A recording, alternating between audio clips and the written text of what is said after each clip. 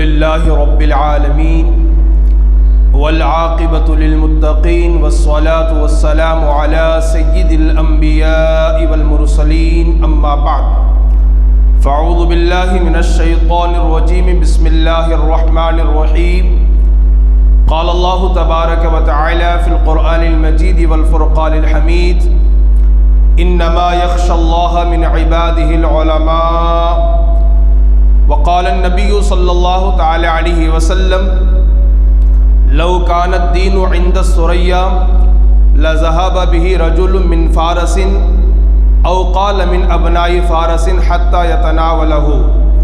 وعن أبي هريرة قال كنا جلوسا عند النبي صلى الله تعالى عليه وسلم وفينا سلمان الفارسي قال فوضع النبي صلى الله تعالى عليه وسلم يده على سلمان ثم قال لو كان الإيمان عند الثريا لناله رجال من هؤلاء أو كما قال صدق الله مولانا العظيم وصدق رسوله النبي الأمين المتين المبين المعين المختار الكريم ونحن على ذلك لمن الشاهدين والشاکرین والحمد للہ رب العالمین. حضرات گرامی، آئیے کچھ معروضات پیش کرنے سے قبل ہم اور آپ مل کر انتہائی ادب و احترام کے ساتھ اپنی اور ساری کائنات کے مرکز عقیدت آقائے دو جہاں حضور رحمت عالم سرور کائنات جناب محمد الرسول اللہ ارواحنا فداہ صلی اللہ تعالی علیہ وسلم کی بارگاہ پر انوار میں اپنے قلوب و اذہان کو منور و مجلہ و مصفہ و مزکہ کرنے کے لیے، اپنے سینے کو محبت رسول کا مدینہ بنانے کے لیے، غلامی مصطفیٰ کا ثبوت دیتے ہوئے مدینے کی طرف لو لگا کر گنبد خضرا کو نگاہوں میں سما کر بارگاہ رسول میں جھوم جھوم کر ہدیہ درود پیش کریں. پڑھے بآواز بلند اللہم صلی علی سیدنا وعلی آل سیدنا ونبینا مولانا محمد معدن الجود والکرم وآلہ الکرام ابنہ الکریم وبارک وسلم. رسول اور آل رسول پر ایک مرتبہ اور بآواز بلند پڑھ لیں اللہم صلی علی سیدنا وعلی آل سیدنا ونبینا ومولانا محمد معدن الجود والکرم وآلہ الکرام ابنہ الکریم وبارک وسلم صلاة و سلاما علیکہ یا سیدی یا رسول اللہ صلی اللہ تعالی علیہ وسلم. حضرات گرامی، معمول اور دستور کے مطابق میں سب سے پہلے اللہ رب العالمین خدا وحدہ لا شریک کی بارگاہ میں دعا گو ہوں کہ رب قدیر جل جلالہ اپنے پیارے حبیب دانائے غیوب صاحب الاولاق صلی اللہ تعالی علیہ وسلم کے نالن پاک کے صدقے مجھ حق اور سچ بات کہنے اور آپ تمامی حضرات کو حق اور سچ بات سن کر اس پر عمل کرنے اور اسے عام کرنے کی توفیق عطا فرمائے. جیسے کہ آپ حضرات بخوبی جانتے ہیں کہ یہ شعبان المعظم کا مہینہ ہے اور یہ مہینہ انتہائی برکتوں، رحمتوں اور عظمتوں والا مہینہ ہے.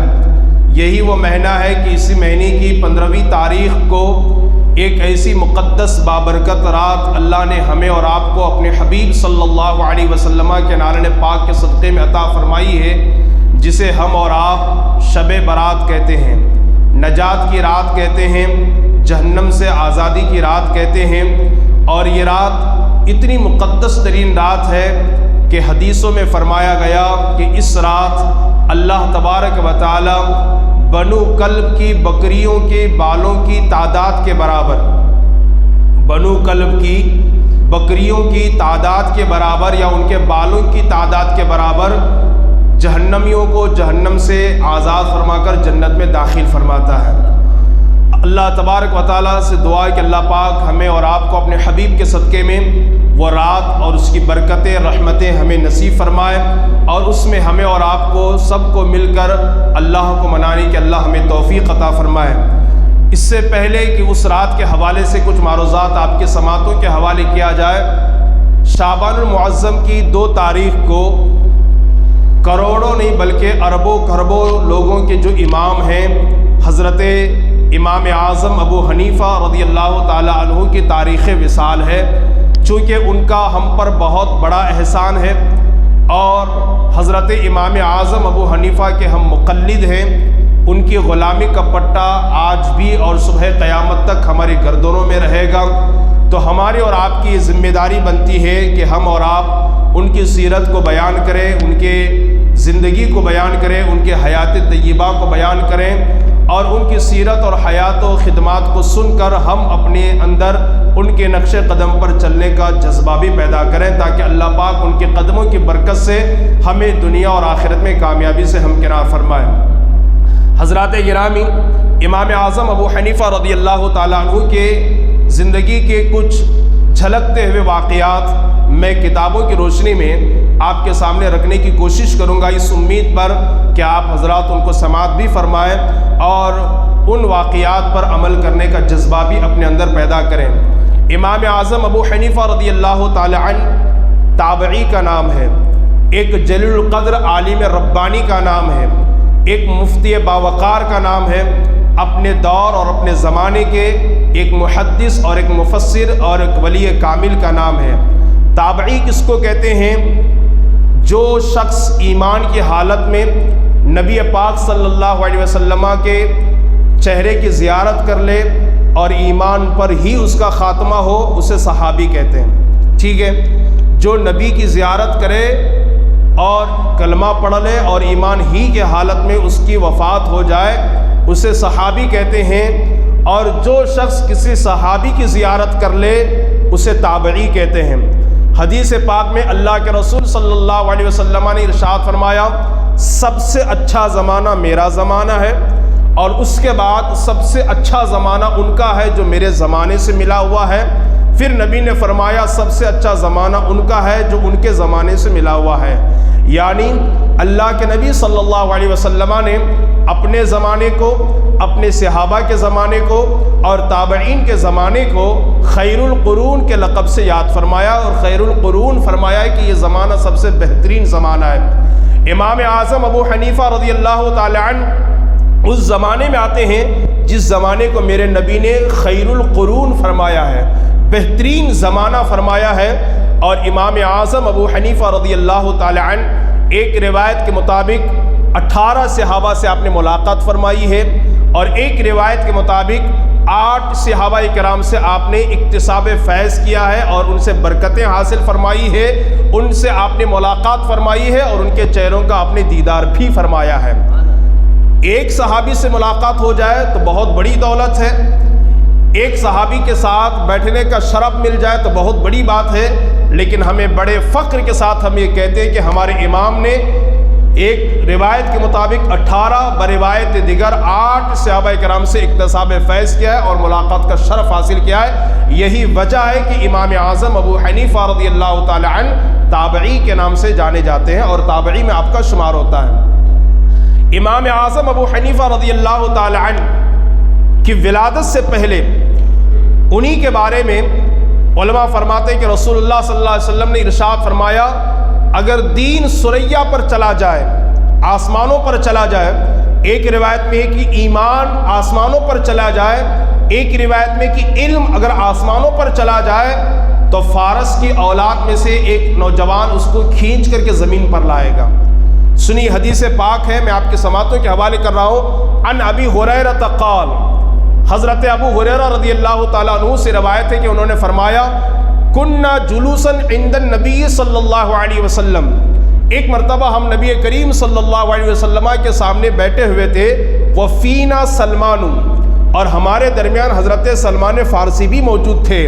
قال، حضرت ابو ہریرہ فرماتے ہیں، فوضع النبی صلی اللہ علیہ وسلم یدہ علی سلمان، اللہ کے نبی صلی اللہ علیہ وسلم نے اپنا دست مبارک حضرت سلمان کے کندھوں پر رکھا، اور پھر فرمایا، لو کان الایمان عند الثریا، اگر ایمان ثریا پر چلا جائے، اگر ایمان یا دین یا علم ثریا پر چلا جائے، لنا لہو رجال من ہؤلاء، تو اولاد سلمان میں سے یا فارس کے رہنے والوں میں سے ایک شخص اس کو لے کر کے نیچے آ جائے گا۔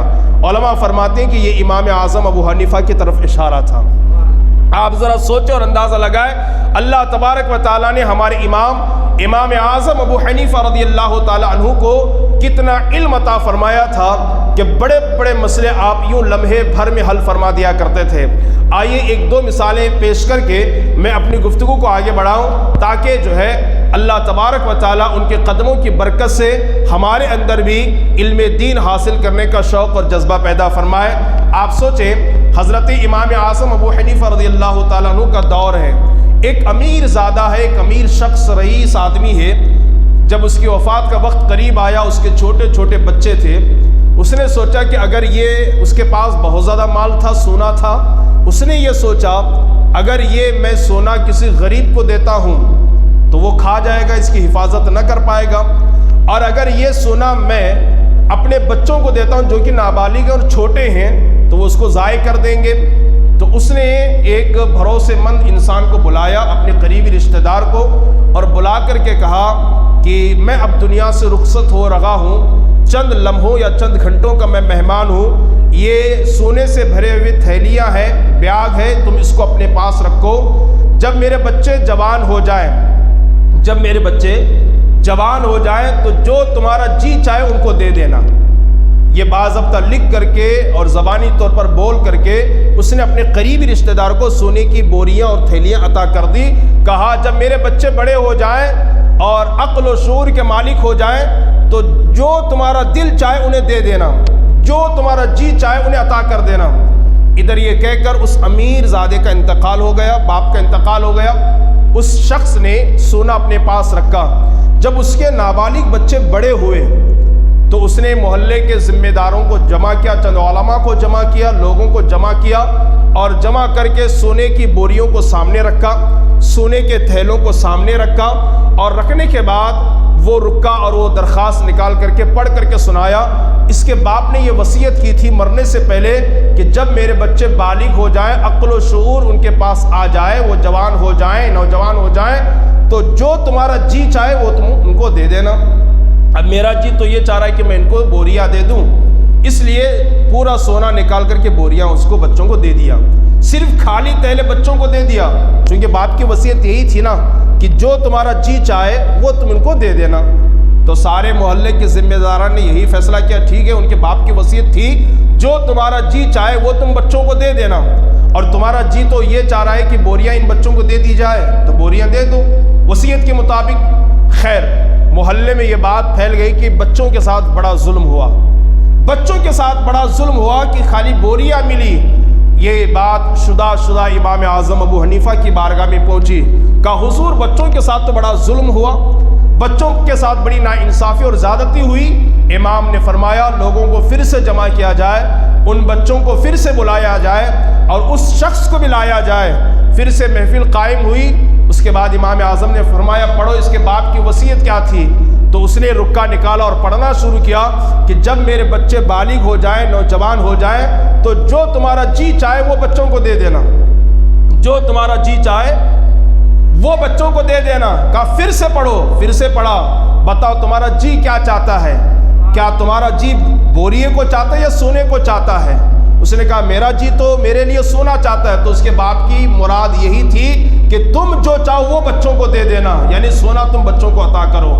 امام اعظم ابو حنیفہ کی اس فقاہت کو دیکھ کر اور اس مدلل جواب کو دیکھ کر وہ مجبور ہو گیا اور بھری عدالت اور مجمع میں اور ذمہ داروں کے سامنے اس نے سونا بھی عطا کیا اور وہاں سے معافی مانگتا ہوا واپس ہو گیا۔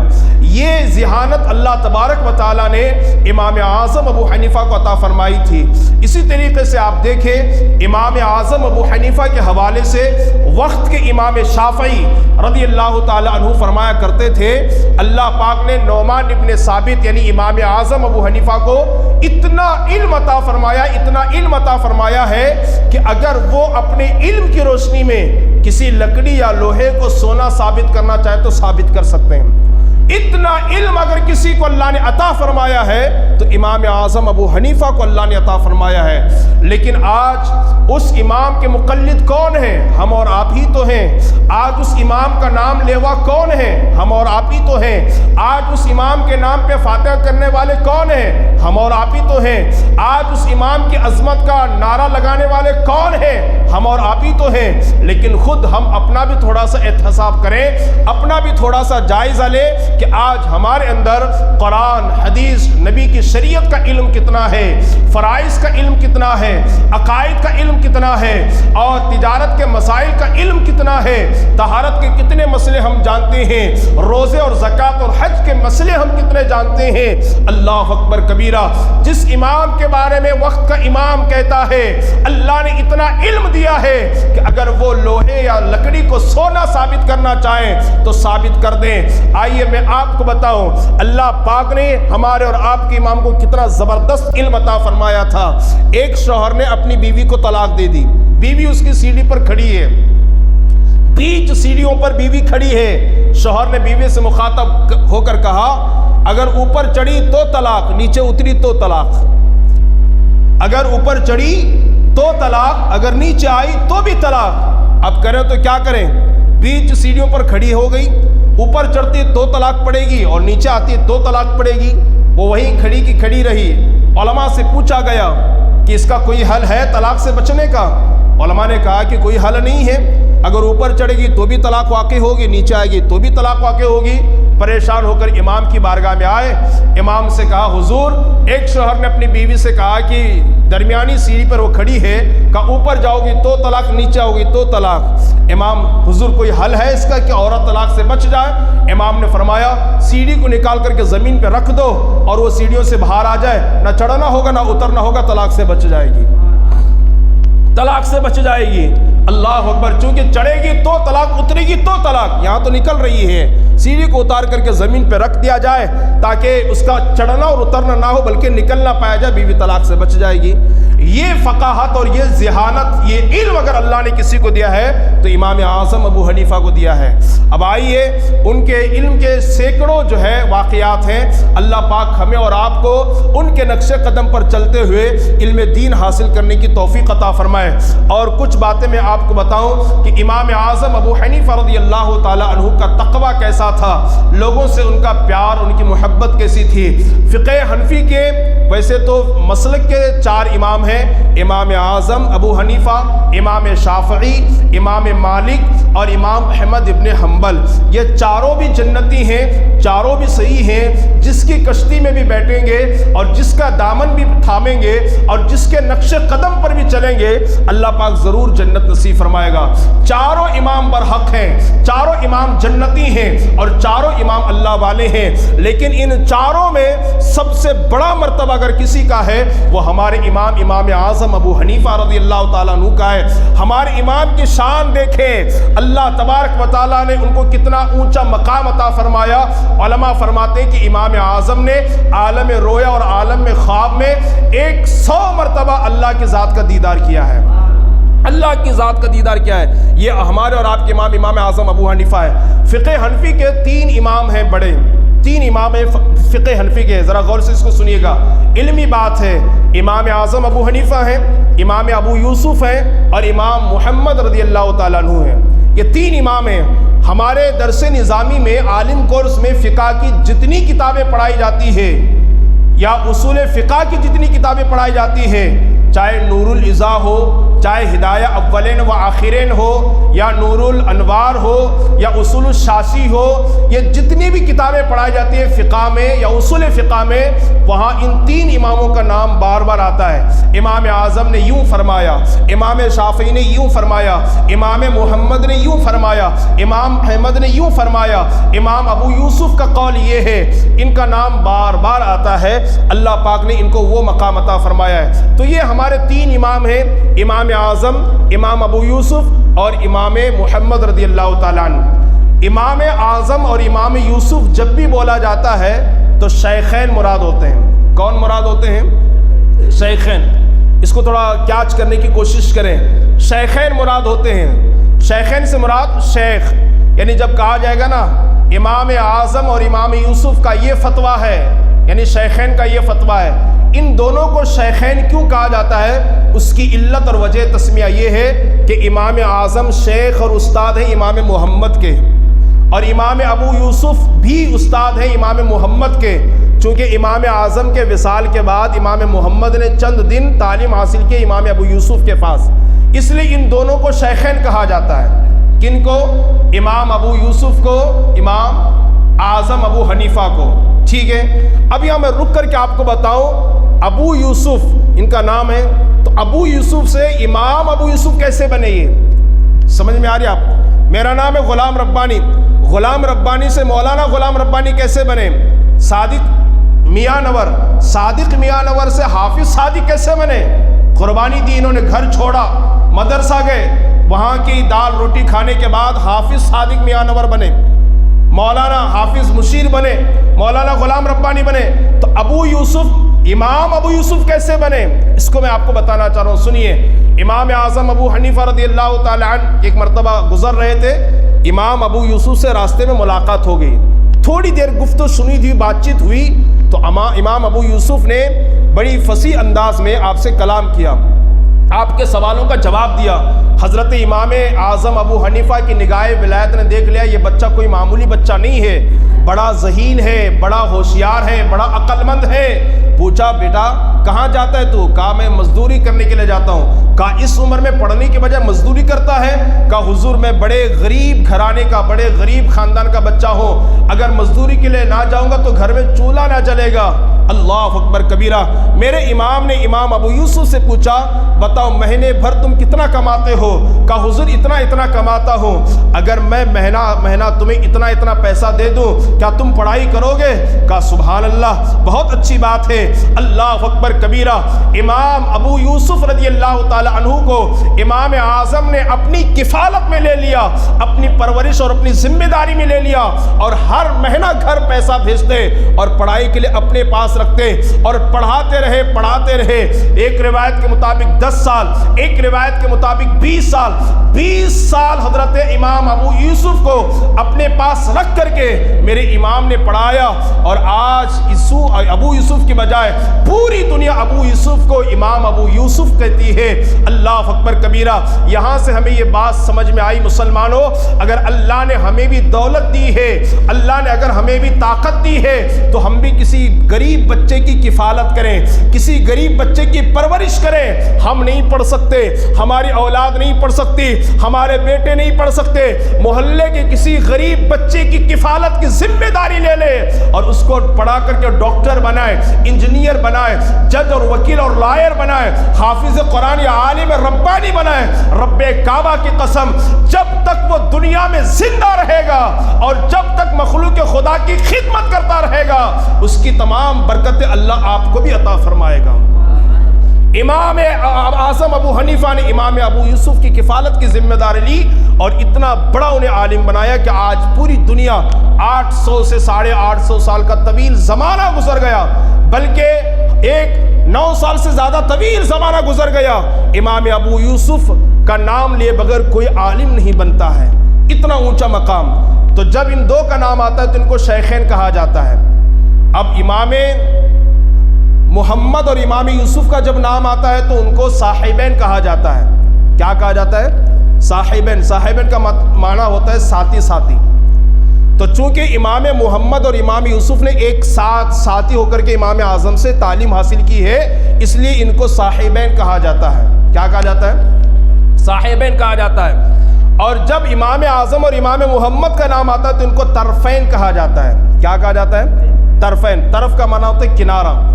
طرفین ان کو کیوں کہا جاتا ہے؟ شیخین کیوں کہا جاتا ہے میں نے آپ کو بتایا، اور صاحبین کیوں کہا جاتا ہے میں نے آپ کو بتایا، اور طرفین کیوں کہا جاتا ہے وہ بھی میں آپ کو بتاؤں۔ امام اعظم کا تقویٰ دیکھیے، حالانکہ میرے امام کے دور میں نہ کیمرہ تھا، نہ فون تھا، نہ میڈیا، نہ سوشل میڈیا، نہ اتنا ترقی یافتہ دور تھا، لیکن پھر بھی تقویٰ دیکھیے۔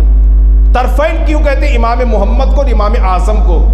امام محمد کی جو ماں ہے وہ چھوٹی عمر میں حضرت امام اعظم کی بارگاہ میں اپنے بیٹے کو لے کر آئی کہ حضور اس کا داخلہ لے لیں مدرسے میں، اس کو پڑھا دیں۔ اور امام محمد بڑے خوبصورت تھے، تو امام اعظم ابو حنیفہ نے فرمایا کہ یہ بچہ تو بڑا خوبصورت ہے اور عمر چھوٹی ہے، کہیں نگاہ بہک نہ جائے، اس لیے آپ نے اس کی ماں سے فرمایا نہیں ہمارے مدرسے میں صرف حافظوں کا داخلہ ہوتا ہے، شرط یہ کہ یہ قرآن حفظ کر کے آئے پھر داخلہ ہوگا، تاکہ جب یہ بچہ حفظ کرے گا 2-3 سال میں، تب تک چہرے پہ داڑھی کے بال آ جائیں گے اور پھر اس کا داخلہ لیا جائے گا۔ ذرا دیکھیے تقوی امام اعظم ابو حنیفہ کا، حالانکہ میرا اور آپ کا امام اعظم ابو حنیفہ محفوظ عن الخطا ہے، خطاؤں سے محفوظ ہے، اللہ نے انہیں محفوظ فرما لیا ہے، اور ان کے زمانے کو میرے نبی نے خیر القرون فرمایا ہے، لیکن پھر بھی تقوی دیکھیں، آج لوگ لڑکیوں اور خوبصورت امرد لڑکوں کو دیکھنے میں ڈر اور حیا محسوس نہیں کرتے، اسے تو گناہ تصور ہی نہیں کیا جاتا، گناہ سمجھا ہی نہیں جاتا۔ اللہ اکبر کبیرہ۔ مجھے یہاں ایک روایت یاد آ رہی ہے، ایک بہت بڑے شیخ اور محدث اور فقیہ گزرے ہیں جنہیں پوری دنیا شیخ ابو علی دقاق کے نام سے جانتی اور پہچانتی ہے۔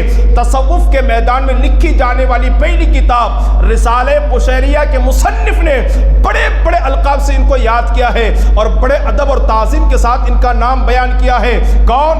شیخ ابو علی دقاق۔ اللہ اکبر، بہت بڑے عالم گزرے ہیں، بہت بڑے محدث گزرے ہیں، بہت بڑے فقیہ اور مفتی گزرے ہیں۔ جب ان کا وصال ہوا، ان کے جسم سے ان کی روح کا رشتہ ٹوٹا، تو ان کے وصال کے 70 سال بعد کسی نے خواب میں دیکھ کر پوچھا، حضور ذرا یہ تو بتائیے، آپ بہت بڑے علامہ تھے، بہت بڑے مفتی تھے، بہت بڑے محدث اور مفسر تھے، مسجد کے خطیب اور امام تھے، اب آپ کا انتقال ہو گیا ہے، اللہ نے آپ کے ساتھ کیا معاملہ فرمایا؟ خاص طور پر یوٹیوب میں جا کر یا موبائل میں جا کر انٹرنیٹ کا استعمال کر کے گندی گندی فلمیں اور گندی گندی تصویریں دیکھنے والے وہ دل کے کانوں سے سنے۔ کسی نے حضرت شیخ ابو علی دقاق سے پوچھا، حضور آپ کا وصال ہو کر 70 سال کا طویل زمانہ گزرا، یہ بتائیے اللہ نے آپ کے ساتھ کیا معاملہ فرمایا؟ شیخ ابو علی دقاق کہتے ہیں، وہ مجھ سے پوچھنے والے سن، جب سے میرے جسم سے میری روح کا رشتہ ٹوٹا ہے، جب سے میرا وصال ہوا ہے، 70 سال ہو گئے، تب سے لے کر اب تک اللہ نے مجھے عذاب میں گرفتار کر رکھا ہے، اللہ نے مجھے عذاب میں گرفتار کر رکھا ہے، اور نہ معلوم کب اللہ تبارک و تعالیٰ میری طرف نظر رحمت فرمائے اور مجھے معاف کر کے جنت نصیب کرے۔ پوچھنے والے نے پوچھا، حضور آپ تو بہت بڑے علامہ اور عالم تھے، بہت بڑے محدث اور مفسر اور شیخ تھے، پھر آپ عذاب میں گرفتار کیوں؟ فرمایا، یقیناً میں بہت بڑا علم کا جاننے والا، نمازوں کا روزوں کا پابند تھا، قرآن کی تلاوت کرتا، لیکن ہوا یوں کہ ایک مرتبہ میں اپنے گھر کے آنگن میں بیٹھا ہوا تھا، ایک چھوٹا سا امرد بچہ، خوبصورت بچہ جس کے چہرے پر ابھی داڑھی کے بال نہیں آئے تھے، وہ میرے گھر کے آنگن سے گزر رہا تھا۔ چند لمحوں کے لیے، گھنٹوں اور منٹوں کی بات نہیں کر رہا، کہتے ہیں چند لمحوں کے لیے میں نے اسے بری نظر سے دیکھ لیا، بس میرے یہ دیکھنے کا عمل اللہ کو ناپسند آیا، بس میرے رب نے اسی پر میری گرفت فرما کر مجھے آج تک عذاب میں گرفتار کر رکھا ہے۔ اے مسلمانوں سنو، شیخ ابو علی دقاق جیسا بزرگ، شیخ ابو علی دقاق جیسا عالم ربانی چند لمحوں کے لیے ایک لڑکے کو بری نظر سے دیکھ لے، ان کی گرفت ہو سکتی ہے، وہ عذاب میں گرفتار کیے جا سکتے ہیں، کیا گھنٹوں گھنٹہ فلمیں دیکھنے والے، گھنٹوں گھنٹہ گندی تصویریں اور گندے ویڈیوز دیکھنے والے، کیا ان کی گرفت نہ ہوگی؟ کیا ان سے سوال نہ ہوگا؟ کیا ان سے پوچھا نہ جائے گا؟ اللہ اس لیے اگر اللہ کی پکڑ سے بچنا چاہتے ہیں، اللہ کی گرفت سے بچنا چاہتے ہیں، اپنے نگاہوں کی حفاظت کریں، اپنی زبان کی حفاظت کریں، اپنے بدن کی حفاظت کریں، انشاءاللہ اگر آپ نے ایسا کیا رب کی ذات کا دیدار بھی ہوگا اور جنت بھی نصیب ہوگی۔ عرض کر رہا تھا کہ امام اعظم ابو حنیفہ کے دور میں کوئی ویڈیو، کوئی کیمرہ، کوئی سوشل میڈیا کا دور اتنا نہیں تھا اور اتنا ترقی یافتہ دور بھی نہیں تھا، لیکن ان کی ماں آئی امام محمد کی لے کر چھوٹے سے بچے کو، کہا اس کا ایڈمیشن کر لیں، داخلہ کر لیں، اس کو عالم بنائیں، کہا بچہ بڑا خوبصورت ہے، کہیں نظر بہک نہ جائے، بلکہ یہاں تفسیر نعیمی کی ایک اور روایت مجھے یاد آتی ہے، انبیاء بھی کتنا کرتے، حالانکہ تمام انبیاء معصوم عن الخطا ہوتے، ان سے گناہ ہو ہی نہیں سکتا، ان سے جرم ہو ہی نہیں سکتا، وہ پاک ہے گناہوں سے۔ دو لوگ ایسے جن کو معصوم کا لفظ بولا جاتا ہے، ایک انبیاء ہے اور ایک فرشتے ہیں، لیکن یہاں معاشرے میں دیکھو جی خوب گناہ پہ گناہ کرنے والا بڑا معصوم آدمی تھا جی، اس کے ساتھ ایسا ہو گیا۔ معصوم کا لفظ صرف انبیاء کے لیے بولا جائے گا، معصوم کا لفظ صرف فرشتوں کے لیے بولا جائے گا، ہر ایک کے لیے نہیں، بلکہ صحابہ کو بھی معصوم نہیں بولیں گے، بلکہ محفوظ عن الخطا کہیں گے، محفوظ ہیں وہ خطاؤں سے، اللہ نے بچا لیا ان کو، لیکن ہونا چاہے تو خطا ہو سکتی ہے، خطا اجتہادی ہو سکتے ہیں۔ معصوم کا لفظ صرف انبیاء اور فرشتوں کو بولا جائے گا، تمام انبیاء معصوم ہوتے ہیں، ان سے خطا ہو ہی نہیں سکتی۔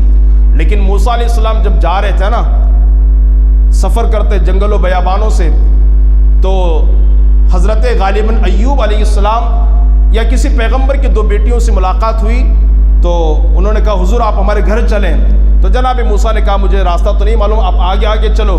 تو اس نبی کی دونوں بیٹیاں، جس میں حضرت صفورہ ان کی زوجہ بھی تھی، نکاح سے پہلے کی بات، تو دونوں آگے آگے چل رہی تھی، تو ہواؤں کی وجہ سے کبھی کبھی حضرت صفورہ کی یا دوسری ان کی بہن کی پنڈلی نظر آتی۔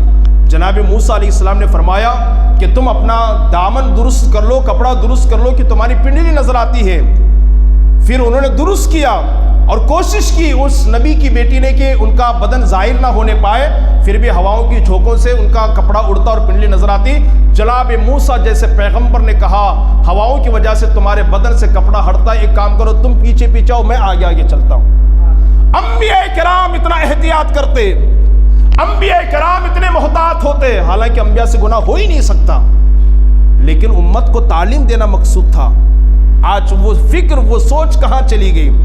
امام محمد کی ماں لے کر کے آئی حضور اس کا داخلہ کر لیں، امام اعظم تو کی بارگاہ میں آئی تو امام محمد تو چھوٹے تھے، ابھی داڑھی کے بال نہیں آئے، بڑے خوبصورت تھے، کہا کہ اس کی داڑھی کے بال آ جائے، کہا کہ ہمارے مدرسے میں محمد کا داخلہ اسی وقت ہوگا جب یہ حافظ قرآن بن جائے، لے جاؤ ان کو حافظ بنا کر کے لاؤ۔ ماں لے کے گئی، ایک ہفتے کے بعد پھر آئی، کہا حضور اس کا داخلہ لے لیں، کہا میں نے نہیں کہا تھا کہ حافظ قرآن ہونے کے بعد ہمارے مدرسے میں داخلہ ہوگا، کہا حضور میرا بیٹا تو حافظ قرآن بن گیا ہے۔ تو چند دنوں میں یا چند مہینوں میں جن لوگوں نے قرآن کو کمپلیٹ کیا ہے، حفظ کیا ہے، ان میں ایک امام محمد بھی ہے جنہوں نے صرف 7 دن میں پورا قرآن یاد کر لیا تھا۔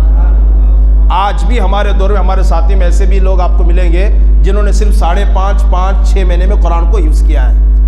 یہ قرآن کا معجزہ ہے، اللہ تعالیٰ جس کے سینوں میں چاہتا ہے اس کو اتار دیتا ہے، اور کچھ لوگ خوب رڑتے ہیں تو نہیں ملتا ہے۔ خیر اللہ تبارک و تعالیٰ کا یہ خاص فضل ہوتا ہے کہ جس کو چاہتا ہے وہ عطا فرماتا ہے۔ 7 دن میں صرف آپ نے قرآن کو کمپلیٹ کیا۔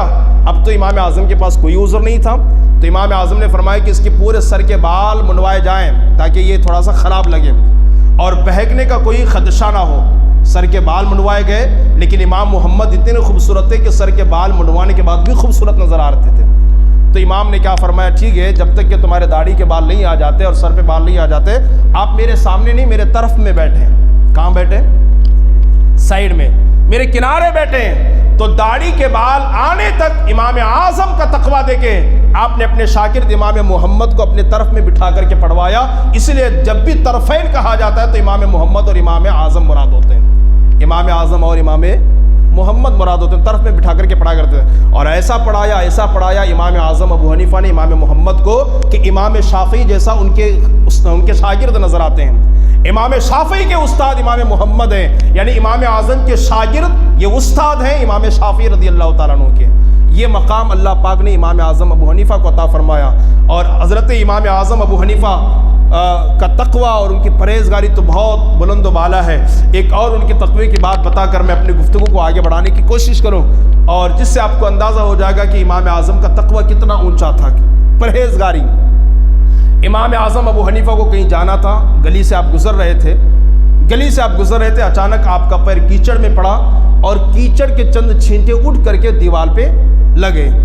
آپ پریشان ہو گئے کہ اب اس کی دیوار کو کیسے صاف کیا جائے۔ ظاہر سی بات ہے ہمارے گھر کے دیوار پر بھی کچھ کیچڑ آ جائے، کسی کی گاڑی چلاتے چلاتے ہم کو بھی تکلیف ہوتی ہے، یہ حقوق الانسان ہے، حقوق العباد ہے، اس کا خیال رکھنا پڑتا ہے ساری چیزیں۔ اتفاق سے وہ ایک یہودی کا گھر تھا، اور اس یہودی نے قرضہ لے رکھا تھا امام اعظم ابو حنیفہ سے، قرضہ لے رکھا تھا۔ آج لوگ یہاں پر قرضے کی بات آ گئی تو بتاؤ لوگ قرضہ دیتے نہیں جلدی سے، حالانکہ کوئی اگر اچھا آدمی ہے، واقعی حاجت مند ہے، ضرورت مند ہے، اسے قرضے کی ضرورت ہے تو دے دیا کریں، اس کی بڑی برکتیں ہیں، دے دیا کریں۔ اعلیٰ حضرت فرماتے ہیں کہ اگر کسی نے کسی کو قرضہ دے دیا، فار ایگزامپل 1,00,000 روپے ایک مہینے کے لیے 1 لاکھ روپے قرضہ دیا، تو اب 1 مہینے تک اس قرضہ دینے والے کو 1 لاکھ روپے صدقہ اور خیرات کرنے کا ثواب ملتا رہے گا، ثواب ملتا رہے گا، بڑی برکت ہے اس کی۔ پھر دیکھا کہ بھئی مدت ختم ہو گئی اور 1 مہینہ کا ٹائم ختم ہو گیا، اور سامنے والے نے کہا حضور میرے پاس تو پیسہ ہے نہیں، کہ میں نے 1 مہینہ میں دینے کا وعدہ کیا تھا، اب تو میرے پاس پیسے ہیں نہیں، کچھ دنوں کے بعد اور میں آپ کو عطا کروں گا۔ 1 مہینے کا اور ٹائم لے لیا۔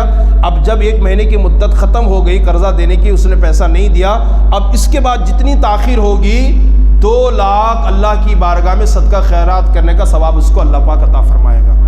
تو اس کی بڑی برکتیں ہیں۔ قرض حسنہ جس کو ہم کہتے ہیں، ہاں بغیر نفع کے قرضہ دینا ہے، ایسا نہیں کہ دے کر کے نفع حاصل کریں، بغیر نفع کے جو نا وہ قرضہ دینا ہے۔ تو ایک یہودی نے امام اعظم ابو حنیفہ سے قرضہ لیا تھا اور اسی کے گھر کے دیوار پر چھینٹے پڑ گئے، تو آپ پریشان ہو گئے کہ اب اس دیوار کو کیسے صاف کیا جائے، کیسے صاف کیا جائے؟ اگر صاف کیے بغیر گزرتا ہوں تو اس کو تکلیف ہوگی، اور اگر صاف کرتا ہوں تو اس کی دیوار کی کچھ مٹی نیچے گر جائے گی، کیسے اس کو؟ یہ اللہ والے تھے جو بڑے محتاط ہوا کرتے تھے۔ اچانک وہ یہودی باہر آیا، اس نے دیکھا کہ شاید امام اعظم ابو حنیفہ پریشان ہے، یہ قرضہ مانگنے کے لیے آئے ہیں۔ اس سے پہلے کہ امام کچھ فرماتے اس نے ہاتھ جوڑ کر کہا حضور مجھے معاف کرے، میں آپ کا قرضہ کچھ اور دنوں کے بعد عطا کروں گا۔ امام اعظم ابو حنیفہ نے فرمایا ارے قرضہ تو چھوڑو، پہلے یہ مسئلہ حل کرو کہ میرے قدم رکھنے کی وجہ سے تمہاری دیوار داغدار ہو گئی ہے، گندی ہو گئی ہے، اور کچھ چھینٹے جو نا اچھل کر کے دیوار پر پڑے ہوئے ہیں، اسے کیسے صاف کیا جائے؟ امام اعظم ابو حنیفہ کا جب اس یہودی نے یہ تقوی اور یہ اخلاق دیکھا تو پکار کر کہتا ہے وہ امام دیوار کی گندگی کو بعد میں دور کرنا، پہلے میرے دل کی گندگی کو دور فرمائے اور کلمہ پڑھا کر کے مجھے اسلام میں داخل فرما لیں۔ یہ امام اعظم کا تقوی اور ان کا اخلاق تھا۔ اب یہاں پر جا کر کے دیکھیں نا، حقوق العباد کی جب بات آتی ہے تو دور دور تک جو نا حقوق العباد ہمیں نظر نہیں آتا۔ اگر ہماری وجہ سے میں چادر یوں ڈال رکھا ہوں، اس چادر کے ڈالنے کی وجہ سے کسی پیچھے والے کو چادر لگتی ہے اور اس سے اس کی دل آزاری ہوتی ہے تو بھی ہماری گرفت ہو سکتی ہے۔ ہماری ذمہ داری ہے کہ ہم اس سے معافی مانگیں۔ حقوق العباد اسلام میں اس کی بڑی اہمیت ہے۔ حضور کی بارگاہ میں ایک عورت کا ذکر ہوا، یا رسول اللہ ایک عورت ایسی ہے ہمارے معاشرے کے اندر جو رمضان کے روزوں کے علاوہ بھی روزہ رکھتی ہے اور 5 وقتہ نماز کے علاوہ بھی دوسرے نماز پڑھتی ہے، نوافل کی کثرت کرتی ہے۔ یا رسول اللہ اس کے بارے میں حکم کیا ہے؟ لیکن یا رسول اللہ وہ لوگوں کو بہت تکلیف پہنچاتی ہے اپنی زبان سے، اپنی کردار سے۔ اللہ کے نبی نے فرمایا وہ جہنمی ہے، وہ جہنمی ہے۔ یہ حدیث اٹھا کر کے آپ دیکھیں، صرف نماز روزہ حج و زکوٰۃ کی بنیاد پر جنت نہیں ملنے والی ہے۔ حقوق اللہ اور حقوق العباد کا ہمیں خیال کرنا پڑے گا۔ نماز پڑھنا حقوق اللہ، اللہ کا حق ہے، روزہ رکھنا اللہ کا حق ہے، زکوٰۃ دینا اللہ کا حق ہے، حج کرنا اللہ کا حق ہے، قربانی کرنا اللہ، یہ سب حقوق اللہ ہے، اللہ سے ان کا تعلق ہے۔ لیکن پیار سے بات کرنا، محبت پہنچانا، دوسروں کے خیال کرنا اور دوسروں کی قدر اور عزت کرنا اور دوسروں کو تکلیف نہ پہنچانا، یہ تو حقوق العباد ہے نا۔ اسی لیے تو زنا اگر کسی نے کیا، گناہ اگر کسی نے کیا، ڈائریکٹ اللہ سے معافی مانگ لے، اللہ اس کو معاف کر دے گا۔ لیکن اگر کسی نے غیبت کیا تو اب یہ تو حقوق العباد میں آ گیا نا، اللہ اس کو اس وقت تک کہ معاف نہیں کرے گا جب تک کہ اس سے معافی نہ مانگی جائے جس کی غیبت کی گئی ہے۔ یہ حقوق العباد میں ہے، لیکن حقوق العباد میں ہمارے لوگ دور دور تک کے نظر نہیں آتے۔ صحابہ نے عرض کیا یا رسول اللہ بڑی نماز کی پابند ہے، بہت عبادت کرتی ہے، نماز جو فرائض ہیں فرض کے علاوہ اور فرض روزوں کے علاوہ بھی روزہ اور نماز پڑھتی ہے، لیکن لوگوں کو تکلیف پہنچاتے اپنی زبان اور کردار سے۔ کیا حکم ہے؟ فرمایا جہنمی ہے۔ آج ہماری زبان سے، ہمارے کردار سے، ہمارے کیریکٹر سے کتنے لوگوں کی دل آزاری ہوتی ہے، کتنے لوگوں کی عزت تار تار ہوتی ہے، کتنے لوگوں کو ہم ناراض کرتے رلاتے ہیں۔ نہ ہمارے رشتہ دار محفوظ، نہ ہمارے میاں بیوی بچے محفوظ، نہ بھائی بہن محفوظ، نہ والدین محفوظ۔ اور حقوق العباد میں سب سے بڑا حق تو ماں باپ کا ہے۔ حقوق العباد میں سب سے بڑا حق ماں باپ کا ہے۔ آپ جانتے ہیں، میں کل ایک بہت بڑے مولانا کا بیان سن رہا تھا، وہ کہہ رہے تھے جانتے ہو دنیا میں سب سے خراب بدترین آواز کس کی ہے؟ سب سے بدترین آواز کس کی ہے؟ کتے کی؟ کہا نہیں، وہ جانور جو نجیس العین ہے، سراپا ناپاک ہے، خنزیر سور کی؟ کہا نہیں۔ کہا کس کی آواز سب سے بدترین ہے، کس کی پکار؟ فرمایا اس عالم نے، علماء نے لکھا ہے، کتابوں میں علماء نے بیان کیا ہے، دنیا میں سب سے بدترین خراب خنزیر سور کتے سے بھی خراب اگر آواز کسی کی ہے پکار، تو وہ آواز ہے جو جوان بیٹا اپنے ماں کے خلاف پکارتا ہے۔ وہ آواز ہے جو آواز بیٹا اپنے ماں باپ کی آواز پر بلند کرتا ہے، کتے اور خنزیر اور سور کی آواز سے بھی بدترین کہا گیا اس کو۔ کیا ہمیں اپنے ماں باپ کے حقوق کا تھوڑا بھی خیال ہے؟ امام اعظم ابو حنیفہ کا یہ اخلاق اور کردار دیکھ کر کے اس نے کہا حضور دیوار کو بعد میں صاف کرنا، پہلے میرے دل کی گندگی کو صاف کریں۔ کلمہ پڑھ کر کے مسلمان ہوگا یہودی۔ حضرت امام اعظم ابو حنیفہ رضی اللہ تعالیٰ عنہ کے اخلاق اور ان کا تقویٰ، ایک اور تقویٰ بتا کر میں اپنی گفتگو کو آگے بڑھاؤں۔ امام اعظم اللہ سے کتنا ڈرتے، اور نمازوں کی پابندی کا مسئلہ ہو یا روزوں کا مسئلہ ہو، قرآن کریم کی تلاوت کا مسئلہ ہو، آپ ذرا سوچئے، کتابوں میں لکھا ہوا ہے امام اعظم ابو حنیفہ رضی اللہ تعالیٰ عنہ کا جہاں وصال ہوا، جہاں آپ کی قبر بنی ہوئی ہے نا، وہاں پر آپ نے 60,000 مرتبہ قرآن کو ختم کیا ہے۔ کتنی مرتبہ؟ 60,000 مرتبہ۔ جہاں آپ کی قبر آج بنی ہوئی ہے، لوگ آج بھی جاتے ہیں زیارت کے لیے، جہاں آپ کی قبر بنی اس جگہ پر بیٹھ کر کے آپ نے 60,000 مرتبہ قرآن ختم کیا ہے۔ اور دن بھر آپ بچوں کو پڑھاتے، تبلیغ فرماتے، اور رات بھر کھڑے ہو کر کے اللہ کی عبادت کرتے، رات بھر۔ بلکہ ہماری مستان صوفے میں کچھ دنوں پہلے یہ بات گردش کر رہی تھی کہ امام اعظم ابو حنیفہ جو ہے وہ عشاء کے وضو سے فجر کی نماز آپ نے پڑھی ہے 40 سال تک، 40 سال تک عشاء کے وضو سے فجر کی نماز۔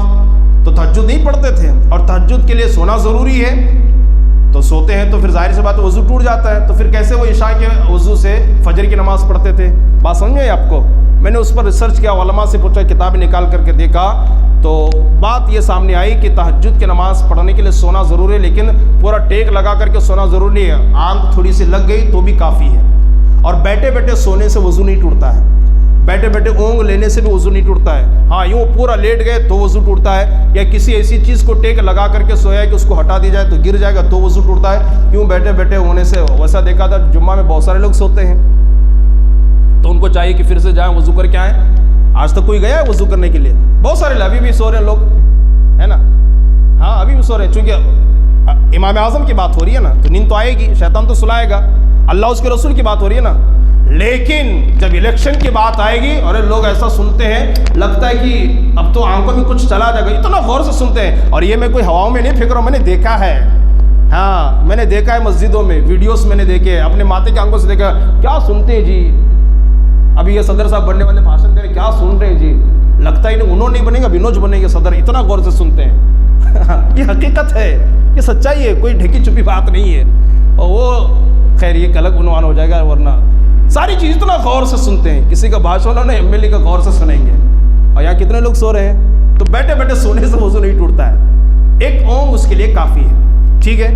تو امام اعظم ابو حنیفہ اتنے بڑے پابند تھے کہ 40 سال تک آپ نے عشاء کے وضو سے فجر کی نماز پڑھی ہے، فجر کی نماز آپ نے پڑھی ہے، فجر کی نماز۔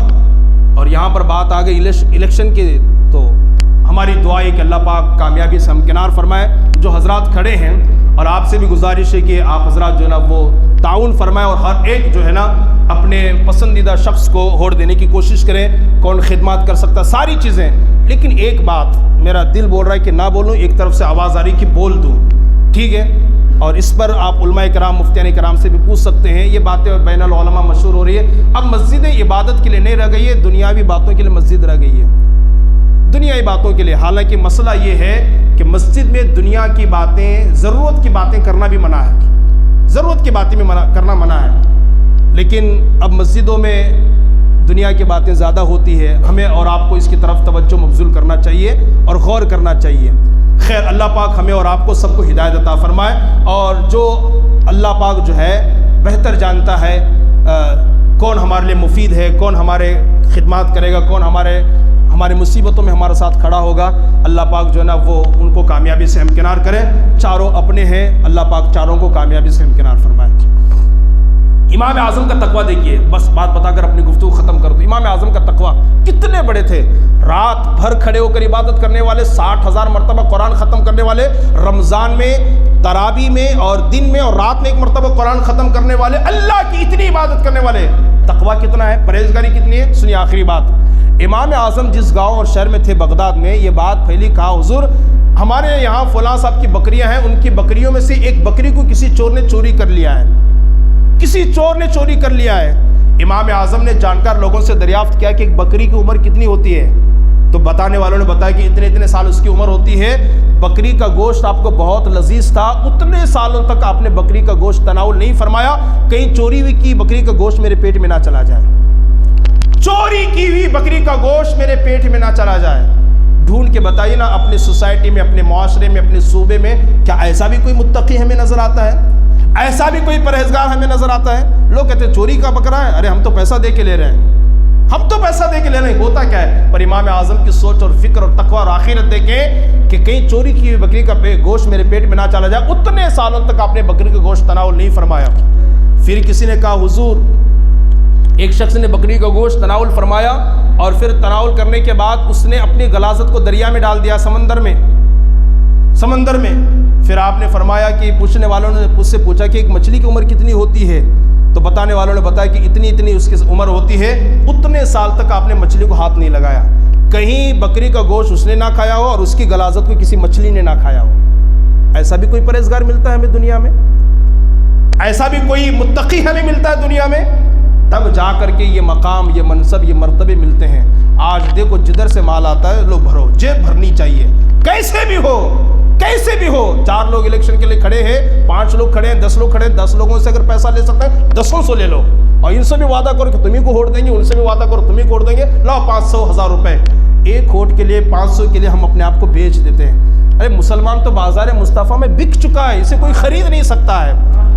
بازار مدینہ میں ایک مرتبہ ہم بک چکے ہیں، اب دنیا کی کوئی دولت، دنیا کی کوئی حکومت ہمارا سودا نہیں کر سکتی ہے۔ تبھی تو شاعر کہتا ہے جب تک بکے نہ تھے کوئی پوچھتا نہ تھا، یا رسول اللہ تم نے خرید کر ہمیں انمول کر دیا ہے۔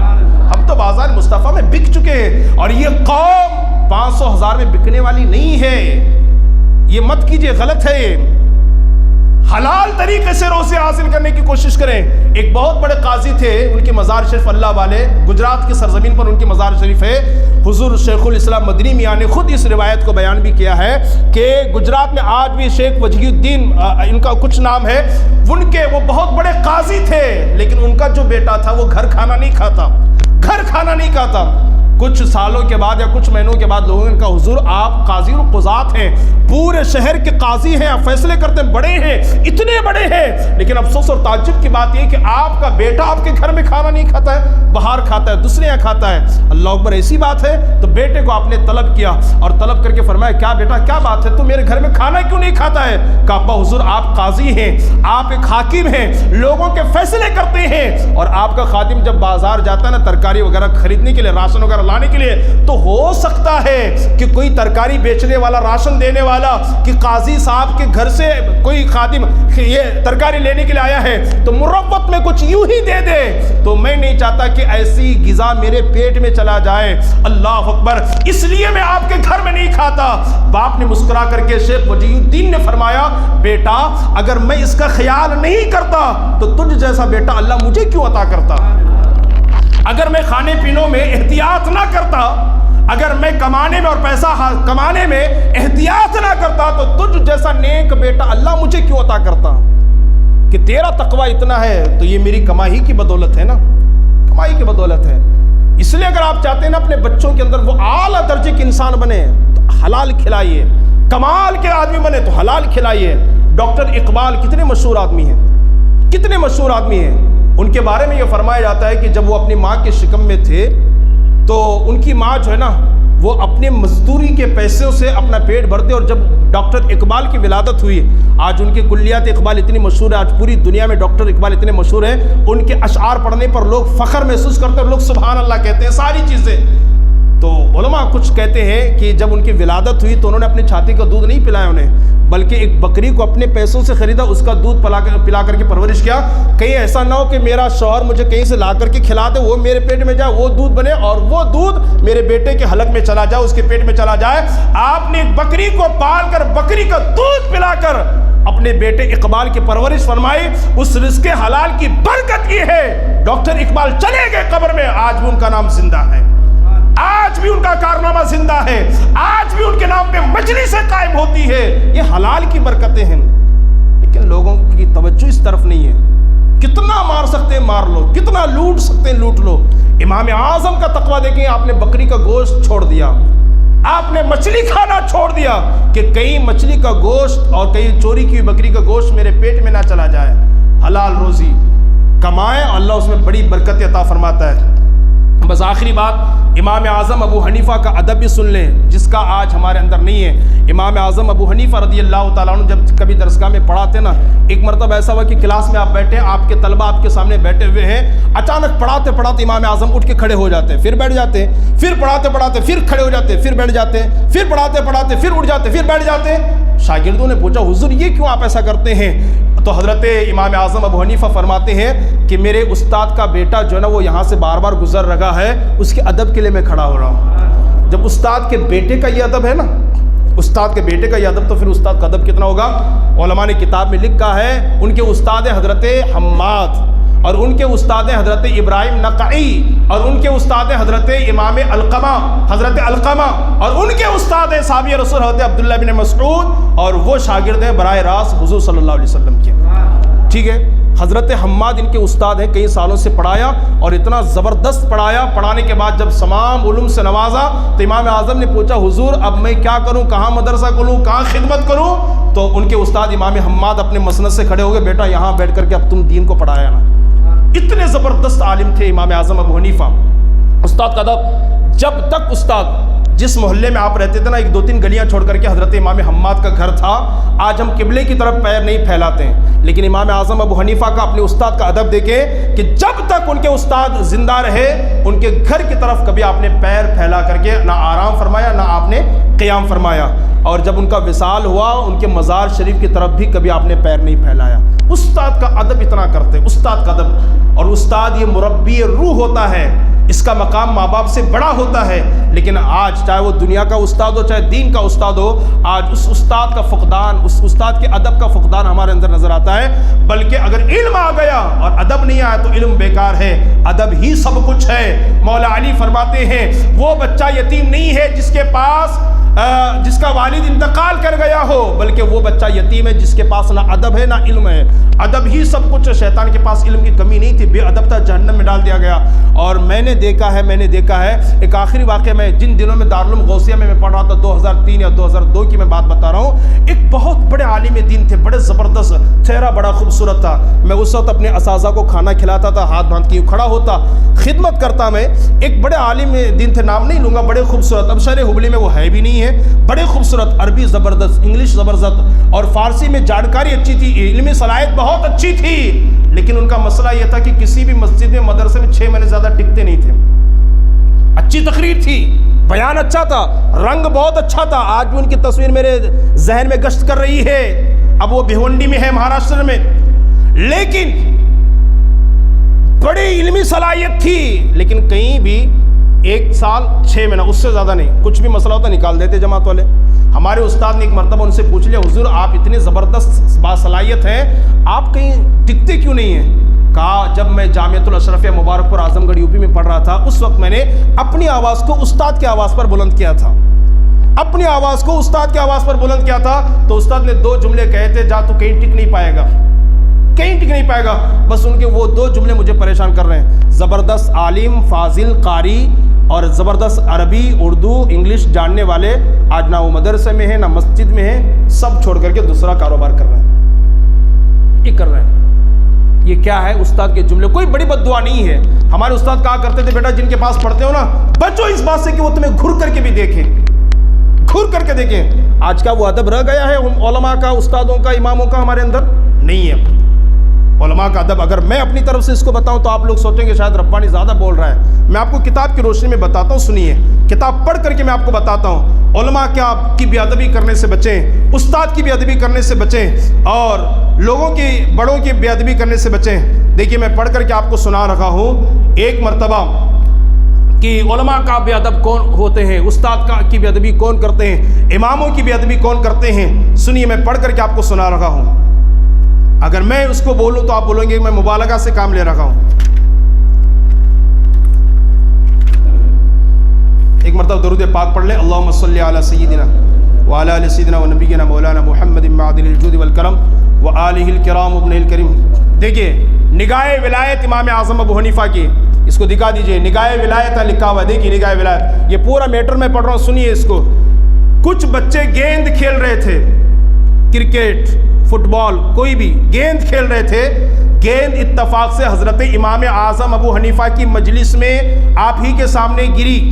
آپ بچوں کو پڑھا رہے تھے، استاد بیٹھے ہیں، طلبہ بیٹھے ہیں، آپ پڑھا رہے ہیں، حدیث کی بات چل رہی ہے، قرآن کی اور دین کی اور شریعت کی بات چل رہی ہے، کچھ بچے گیند کھیل رہے تھے، کھڑکی سے ہوتا ہوا وہ گیند آیا اور حضرت امام اعظم ابو حنیفہ کے سامنے پڑا۔ بچوں میں سے خوف کے مارے کسی میں ہمت نہ ہوئی کہ آپ کے سامنے سے گیند اٹھا لے۔ جتنے بچے کھیل رہے تھے 10-12 سب پیچھے ہٹ گئے۔ امام کی درسگاہ چل رہی ہے، امام پڑھا رہے ہیں، قرآن و حدیث کی بات چل رہی ہے، سب پیچھے ہٹ گئے، کوئی نہیں بڑھا۔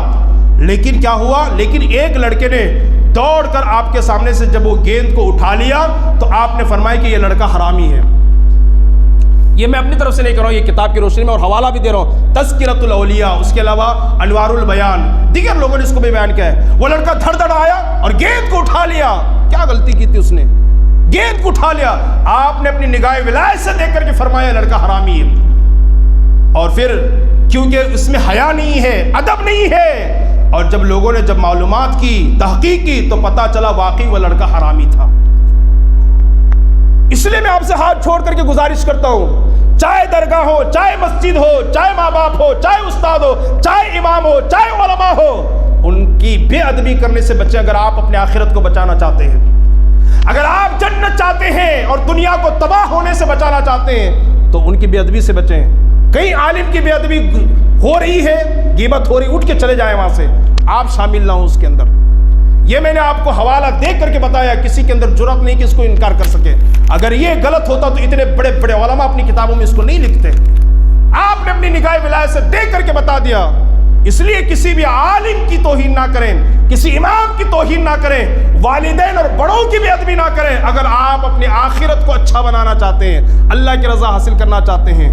خیر، امام اعظم ابو حنیفہ رضی اللہ تعالیٰ عنہ کو اللہ نے بہت بڑا مقام عطا فرمایا ہے۔ اللہ پاک ان کے نقش قدم پر چل کر ہمیں اور آپ کو اپنی دنیا اور آخرت کو بہتر سے بہتر بنانے کی توفیق عطا فرمائے۔ اگر کسی کے اندر آپ خامی دیکھیں، کمی دیکھیں، آپ جا کر بولے مولانا میں آپ سے کچھ پرسنل بات کرنا چاہتا ہوں، جا کر کے ملیں۔ الحمدللہ ہمارے ساتھ کوئی معاملہ نہیں ہے، لیکن کسی بھی امام، عالم یا کسی آدمی کے اندر بھی آپ کمی دیکھیں کہ حاجی صاحب مجھے آپ سے بات کرنی ہے، میں نے آپ کے اندر یہ کمی دیکھی ہے، مجھے برا لگا ہے، اگر آپ اس کی اصلاح کر لیں تو اچھا ہوگا، ان کا دل بھی خوش ہوگا، دعائیں بھی دیں گے اور آپ غیبت سے بچ بھی جائیں گے۔ اور اگر وہ سدھر گئے تو اللہ آپ کو 2 نیکیاں عطا فرمائے گا، ایک تو بولنے کا ثواب اور ایک تو سدھرنے کا ثواب۔ اس لیے گزارش یہ ہے اس کا خاص طور پر خیال رکھیں۔ دنیا بہت مختصر ہے، بہت چھوٹی ہے، یہاں سے سب کو جانا ہے، آخرت کی فکر کریں اور پھر امام اعظم ابو حنیفہ کے نقش قدم پر چلیں، ان کی تعلیمات کو پڑھیں، اس پر عمل کریں۔ یہ مقام، یہ مرتبہ، یہ درجہ، اتنا بڑا علم امام کے پاس کیسے آیا؟ اور کسی پوچھنے والے نے پوچھا حضور یہ بتائیے اللہ نے یہ اونچا مقام آپ کو کیسے عطا فرمایا؟ آپ نے فرمایا 2 چیزوں کی بنیاد پر، وہ یہ ہے کہ کسی سے دین سیکھنے میں، سبق حاصل کرنے میں، علم لینے میں نے کبھی شرم محسوس نہیں کی۔ چھوٹا ہو بڑا ہو، اس سے علم ہے، اگر جو جانکاری میرے پاس نہیں ہے اس کے پاس ہے تو میں نے لے لیا، کبھی میں نے شرم محسوس نہیں کیا۔ اور دین بتانے میں، علم کو پھیلانے میں کبھی میں نے بخل سے کام نہیں لیا، بخل سے کام نہیں لیا، کنجوسی میں نے نہیں کیا، جو آیا سیکھنے کے لیے میں سکھاتا رہا۔ ان 2 چیزوں پر عمل کیجئے۔ سامنے والا گرچہ چھوٹا ہو، وہ اگر نصیحت کر رہا، بات واقعی لینے اور حدیث کی ہے، اچھی بات ہے تو اس کو لے لیں، گرچہ وہ چھوٹا ہے۔ اور دوسروں کو بتانے میں آپ کنجوسی نہ کریں، میں اس کو بتاؤں گا تو اس کا فائدہ ہو جائے گا، نہیں، ان باتوں پر عمل کریں تو انشاءاللہ تعالی امام اعظم ابو حنیفہ کی برکت، کی بارگاہ کی برکت آپ کو ضرور ملے گی۔